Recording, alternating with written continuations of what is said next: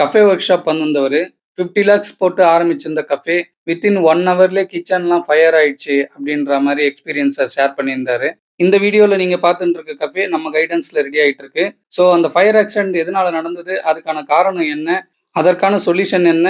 அதற்கான விழிப்புணர்வு வீடியோவா தான் இது இருக்க போது. அவங்களோட கஃபே ஃபயர் ஆக்சிடென்ட் ஆனதுக்கு ஒரே ரீசன் தான். அவங்க பவர் ஃபேக்டர செக் பண்ணாம விட்டது. அதாவது எவ்வளோ கெப்பாசிட்டி ஒயர் போடணும், அதே மாரி எவ்வளோ மிஷினரிஸ் யூஸ் பண்றாங்க, எந்தெந்த இடங்கள்ல எந்த மாரி ஒயர் யூஸ் பண்ணணுன்றது தெரியாம செஞ்சது தான் ரீசனு. பொதுவா ஹெவி மிஷினரிஸ் யூஸ் பண்ணும்போது அதோட வாட்ஸ்க்கு ஏத்தா மாரி அந்த ஒயர வந்து செலக்ட் பண்ணணும். 4 ஸ்கொயர் அந்த மாதிரி. வழக்கமா வீடுகளுக்கு பார்த்தீங்கன்னா 2.5 ஸ்கொயர் கிச்சனுக்கு போடுவாங்க. அதுவே சரியா இருக்குன்றதுனால கமர்ஷியல் கிச்சனுக்கும் அதே வந்து அந்த எலக்ட்ரிஷியனோ இல்ல அந்த ஓனரோ சஜெஸ்ட் பண்றாங்கன்றதுனால அத செஞ்சுடுறாங்க.